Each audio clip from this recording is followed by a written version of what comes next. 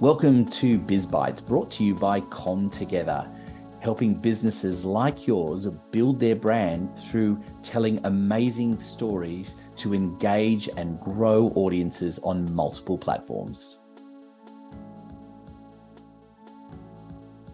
Well, hello everyone, and welcome to another episode of Biz Bites. And I know this is going to be a really interesting journey we're going to go on today. I have with me a special guest who has spent a lot of time helping women realize their full potential. And there's a lot to unpack with this. And I think we're going to learn something regardless of whether you're a woman or a man listening. I'm sure we're both going to pick up lots of bits and pieces. So I'd love to introduce Suzanne Mercier to the program. And welcome. And first of all, tell us a little bit about you and your background. Hi, thank you so much, Anthony. Thank you for having me on your show. It's fabulous. I come from a marketing and advertising background, and I have always been fascinated by the way people think and how that leads through to their behavior. And I experienced the imposter syndrome at about 30 years ago, but I didn't know what it was at that stage. I had been appointed as the first woman on the board of George Patterson Advertising, and I could not figure out why. I was absolutely staggered. The day that it happened, I thought I was going to get fired. And so I had this complete mismatch of the way that I saw myself and the way that other people saw me. And I was very embarrassed about it because all I could think about was, oh my goodness, I've got them fooled. They think I'm good enough, but I'm not. I have no clue what I'm doing. And there was an element of truth to that because I came from the fast-moving consumer goods marketing background, and it always sounds like an easy transition to advertising, but it was a little more complex than that. But having said that, I was well equipped to actually make the shift, so I just didn't see that. And so I sat there on the board for probably about 2 years and waited for somebody to figure out that I had nothing of any value to say. And of course, self-fulfilling prophecy meant that I was going to be sitting there thinking, struggling for something worthwhile to say and couldn't find it. So it was a very challenging time for me. And it was the first time I'd ever felt that doubt because I had pretty much unsinkable confidence up until that point. And I think what happened was I was just promoted beyond a level that I thought I sat comfortably at. And so for me, it was a very tough 2 years. I took things very, very personally when I was given feedback, which is ridiculous because how was I going to grow? I had people that were expecting a lot of me, but hadn't provided any coaching or mentoring or anything like that to help me step up. It was just a different time in an agency. And to be fair, agencies are probably not the most evolved in terms of the way that they coach and support their people, as you would know.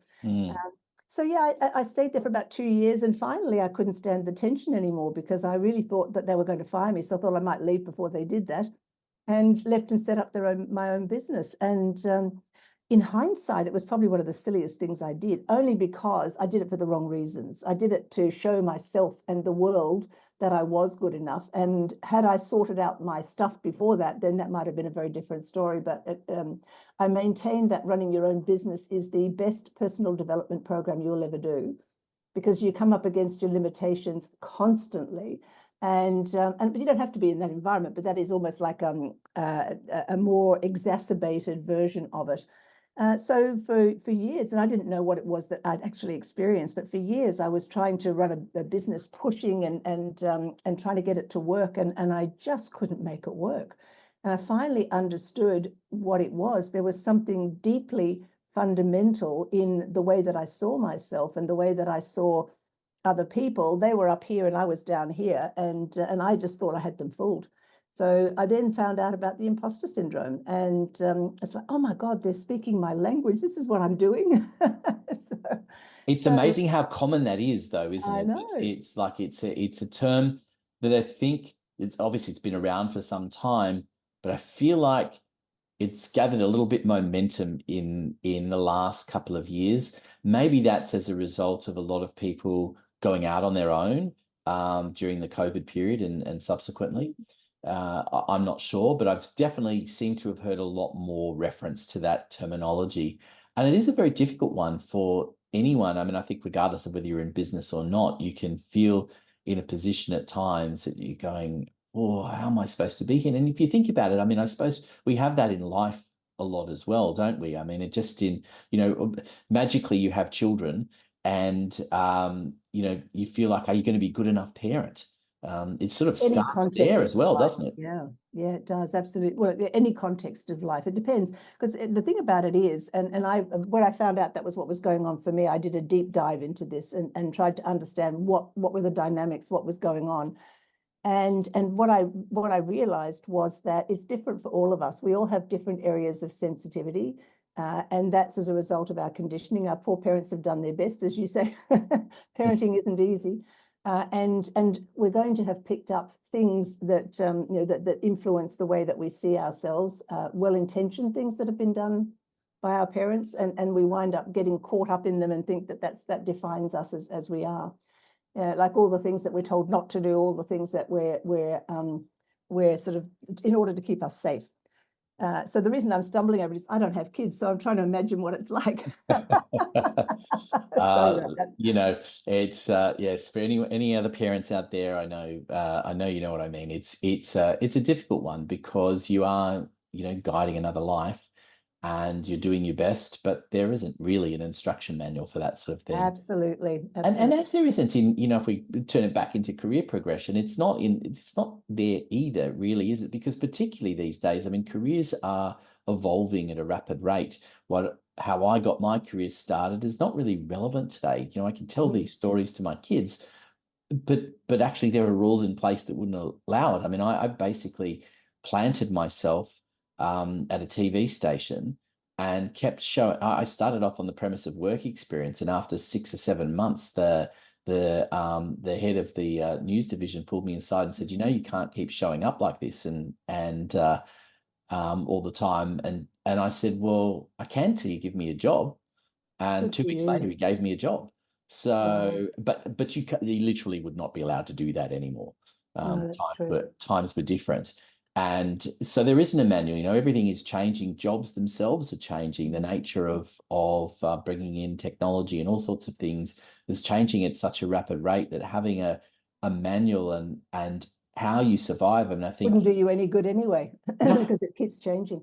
The thing about it is that that what triggers imposter syndrome, because we don't feel it all the time. Most of us who feel like imposters at times have times of great confidence, and so each one of us has an area who experience it has an area of sensitivity.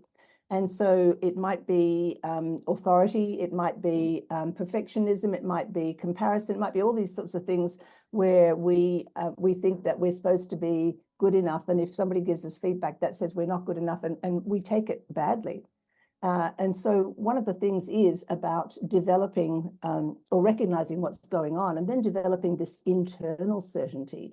Like, I can't control everything, but I can believe in myself, and I can adjust how I look at things, and I can adjust how I interpret things. And so I've been working for probably about 20 years helping myself firstly get through this, and I developed a whole lot of diagnostics, and with a friend of mine developed a game around it. Fun game. It was oh very, yes. very illuminating, and developed a whole lot of diagnostics that actually were the way that I had got through it. And I've been using those, and they seem to have a pretty positive impact on people. So it just enables them to take that journey and recognize how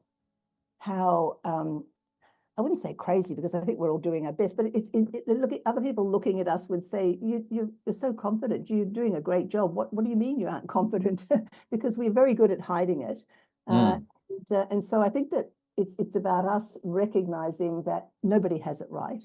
Nobody is perfect. There is no such thing. And it's about recognizing that there's no point in comparing ourselves, because we're comparing apples and Rolls Royces, or in Yeah. some situations, it's just doesn't make any sense. So it really is about getting a perspective and an understanding, and then turning that on ourselves with a compassionate eye and a compassionate heart, and starting to develop that self-awareness without judging ourselves and calling ourselves out for not being good enough. There's a lot of things to explore here, but I just wanted to say one of the interesting aspects of imposter syndrome, I think, as well, is this lack of understanding or appreciation that we often have as individuals of our own skill. And, Absolutely. I know there are things that come very easily to me that others would rather jump off a cliff than do, Mhm. and just couldn't do. And sometimes you think, can I really charge someone for this? Like, oh, let's take it. But it's your skill and it's your experiences that have got you there. And I think that's another aspect to that imposter syndrome as Mm. well, is that, and I think that prevents a lot of people in the way they approach others about how much they charge, all those kinds of things, because it's that feeling that, can I really, someone really willing to pay for this? Yeah, absolutely. One of the symptoms of the imposter syndrome is feeling that you're not good enough, looking at your skills and capabilities and seeing that they just fall short. And so we're not looking at ourselves properly. We're looking at ourselves judged against a benchmark of perfection. So we're never going to win on that one. And Mm, it's no such thing anyway. And I think what happens is that when we can't see our own value, we also can't be generous to anybody else, because we're it's almost like we're sort of thinking, well, I'm not good enough, and I don't want to show that person what I'm like. And it gets in the way of authentic communication. It gets in the way of genuinely moving forward. And it has a huge impact on our ability to collaborate, to engage, to be of service, which I know many of us are moving towards, certainly as we get older. And I think the younger generation was born with that in terms of looking for meaning and fulfillment and how they can make a difference. But when we feel that we're not good enough, it actually is very difficult for us to do that, because we don't see the value that we bring. Therefore, we don't see the vehicle that we can use to make a difference. and I think the younger generation have a difficult version of this as well, because they've been brought up in a world of self-gratification in terms of, particularly social media. So it's, looking up, oh, I posted something. Why didn't I get enough likes? Why didn't people share it? And they're constantly checking those platforms for that. And I think that makes it very difficult to have real security around your own Oh, ability at absolutely. times. And I think it makes it really challenging. And I worry for some of the younger generations. And I've got two daughters who I can definitely see that they're worrying constantly about what other people are thinking. The truth Mm. is, if we're being honest, most of Nobody's us aren't, thinking at all. nobody's thinking about other people really all that much. Yeah.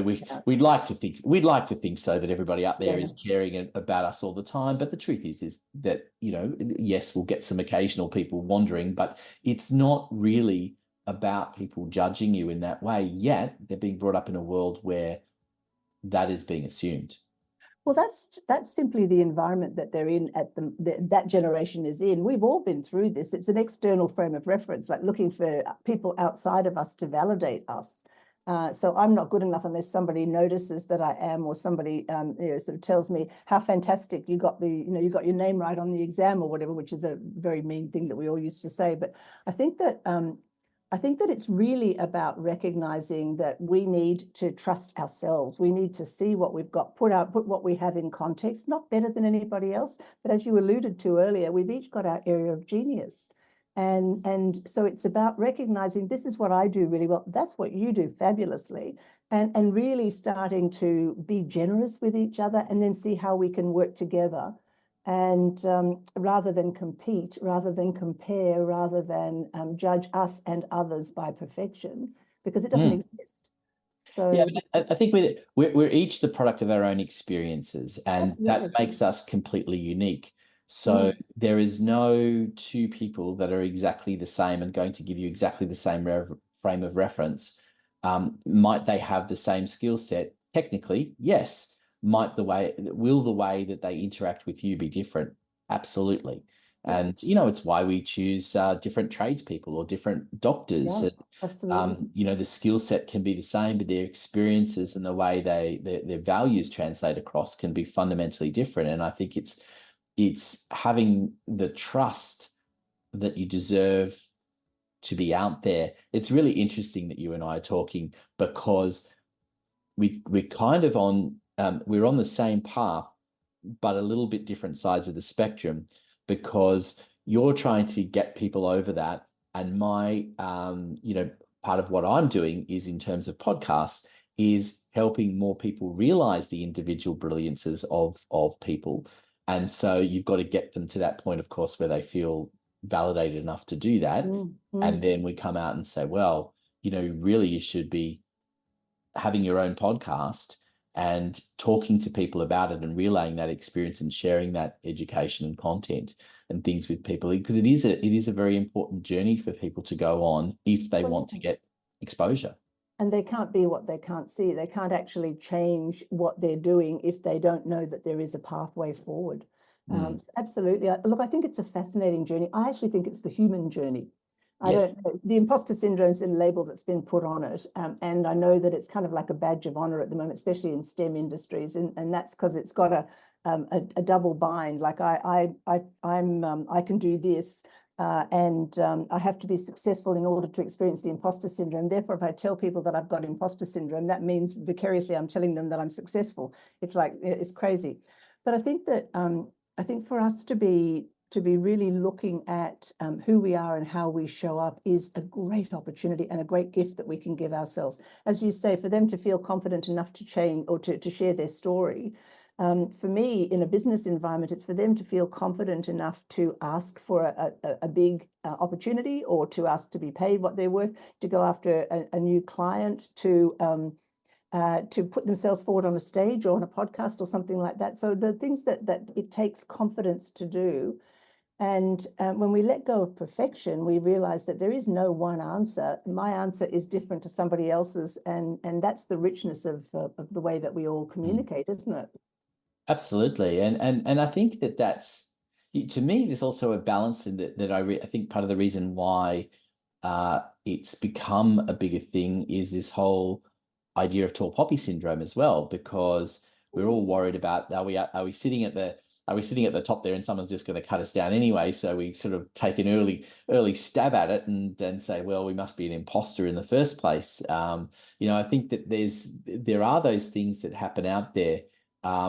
And sometimes I think I worry, and I'd love your perspective on this, that by putting a label on it, it actually makes it more common and something more to give into rather than necessarily attacking the problem. Yep. Yes, I think so. I think that it's a badge, and I say it's a badge of honor in some industries because, as I said, there's that whole thing of I'm successful. Otherwise, I wouldn't be able to deny it. So there's that part of it. But I think what's really interesting, and I was actually asked that question on social media this morning about tall poppy syndrome. And tall poppy syndrome is the Australian way that it shows up, because imposter syndrome is global. And apparently, I haven't seen any research, but apparently it's common all throughout the world, developed world, whatever. And it's, as I said before, I started to, but I think I got sidetracked, talking about this is the way that we develop as human beings. So, we get to the edge of our comfort zone, and then we have an opportunity to take our learning and the way that we show up to a new level. And then we sort of get comfortable with that. And then we have a chance to push it out again and push it out again. And if we feel that getting to that feeling of, hey, I need to change something, it depends on how we interpret that feeling. If we interpret it as I'm not good enough, then we'll zip back inside our comfort zone. But if we actually interpret it as that tap on the shoulder saying, time to do something different, to grow, which is a more confident response, then that's when we grow. So talk to me about that, about growth, because it is one thing to say, okay, imposter syndrome exists. I think we can probably all agree to that. And I think we can all agree that we've all suffered through that at some point or another, and to different degrees. But what makes, I suppose, someone in the first place want to come and seek help? And then secondly, what can you actually do to work through it? Because it's obviously is quite a journey. I'm sure it's not a quick one session kind of idea, and it's not something that is going to be the same for everybody either, is it? Right. No, absolutely. What tends to happen in terms of us needing to, or getting a tap on the shoulder to seek some help, is that we might get so frustrated. Somebody might say something to us, or we get somebody with an external mirror that says, what are you doing this to yourself for? Or we sit down in a contemplative frame of mind and think, I've been beating my head against the wall with this organization for however many years. I'm not getting anywhere. I'm trying to figure out why. And so those kinds of things and many more, just the trigger for us to start thinking about it. If we really want to create something different in our lives and we keep creating the same thing, then there's got to be a question that we ask somewhere along the way. So there's that. But what it takes to actually work on it is to, first of all, recognize it and recognize the cost of it. Because when we feel that we're not good enough, we don't go for opportunities. We don't ask for what is fair pay for what we're worth. We don't take feedback well. We don't engage to the way that we could. We don't contribute to innovation and all those sorts of things, either for our own business or for an organization that we work for. So there's huge costs. And many of them go straight through to bottom line. There's a personal cost as well. And the longer that we feel that we're not good enough and we play that out, then the harder it can be to move past it. But I was asked about 2 years ago to put together a program, a 14-day program, and to get past the imposter syndrome. And this particular person who was in the media said, "Can you help me get past imposter syndrome in 14 days?" And I laughed and I said, "I don't think so." But I said, if you're willing to do something different every day, maybe. And so I created this program, and it was like trying to find the piece of wool that you pull and all the knitting comes undone. Yep. And it feels that I'm getting some amazing results with it. People are moving through. Like, do they get through it in one go? No, absolutely not. They have tools and things like that that help them when they experience that feeling coming up again. It's like, oh, okay, I know what's going on. This is what I do. So yeah, it's a lifelong journey, because as you've probably heard that dreadful expression about all the layers of the onion, and Yes. which is frustrating. But you get one level handled, and then the next level comes up. And I can say honestly that things that happened 5 years ago that I was dealing with, they're not even on my radar now. So you just get to the next level and to the next level, and that's our journey as human Yes, beings. It's just that we happen to absolutely. be manifesting it in a work environment or other areas of our lives. Yeah, and look, I do want to point out to listeners that if you're interested in hearing more about how you flip the switch on some of these things and getting some tips, you're going to have to get into the bonus content that we'll have. So I encourage everyone to follow the links in the show notes, and you'll be able to access that later on. But for now, I wanted to just, I suppose, flip the switch a little bit on you and turn it around and find out what's motivating you, because obviously we know as you said, the story about George Patterson, but take me back to your original journey. I love to hear about where people started out. What was the career goal when you first started going down that path after school? Was it to get into advertising? Was that the original No, goal? Where did no. it come from? I was one of those people who other people lifted me up to the next level, and I didn't know. I had no. I obviously had a choice as to whether I accepted it or not. And all I would think was, oh, okay, that's interesting. Let me give it a go. And that's why I say when I got to that level where I suddenly felt like I really wasn't good enough, that was such a shock to me, because I hadn't had that before. But I didn't actually and actively plan my career. So I was headhunted into marketing. I was working, I studied marketing, and then I was working at a law firm, and then I moved into marketing at Schwarzkopf, and then I moved from Schwarzkopf to George Pat's, and I was at Mattel for marketing as well. And at George Pat's, I learned a different side of the coin, and that was where I was. I loved it. I loved the idea of getting into people's minds and understanding what was motivating them or turning them off from a particular situation or purchase choice. And so then for me, it was a natural step beyond that into, okay, so I'm just fascinated by minds. I'm fascinated by who we are and how we show up and how much potential we've got that we just don't see. So I fell into my career, to be honest. And so what's the influence of the family like? Because what drives you to that idea of getting into people's minds? Is that something that comes from parents or other family members? Not really. My father was in the military, and my mother was a small business owner. No, I don't think so. I think I just had some personal stuff I had to sort out. And Yeah. so that was what motivated me. It's really interesting when that happens, because often it is the journey from the parents, but it is also very interesting when a journey is not that, and it's a very personal one that that you take, in that fascination with how people respond in certain situations. And I agree with that in that sort of marketing advertising space. I remember a discussion with a friend of mine a few years ago who had studied marketing, but actually is a lawyer now. And it's really interesting that the converse, how he actually couldn't, I remember we discussed an ad at one point and I was like, oh, that's the reason for the ad is the XYZ. And he's like looking at me going, oh, wow, that's why I'm a lawyer and not in advertising. And I think it is that fascination of how you get into people's minds. And I suppose that's the question too, is people come to work with you.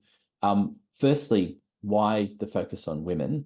And secondly, I suppose, what does that look like when people start working with you, for what sort of period of time, and what are the sort of results that they come to expect?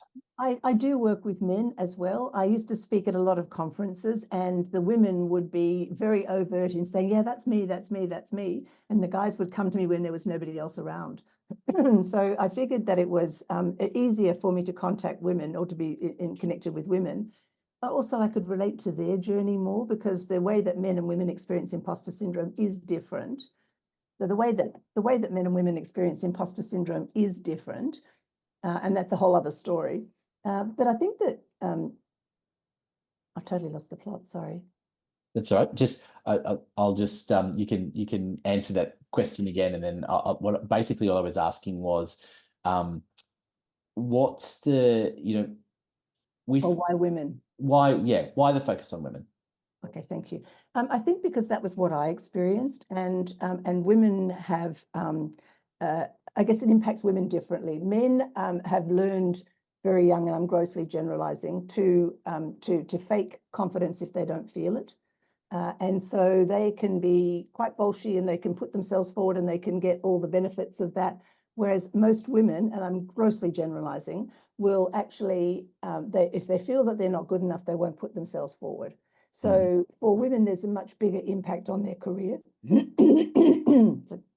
For women, there's a much bigger impact on their career and their opportunities. And I also feel that women, I'm just looking at the way that life works out for men and women, and again, it's grossly generalizing, but a lot of women wind up supporting themselves and their kids, and I would love to see them confident and able to do that without too much worry. But I just want people to see their own value. I love working with men.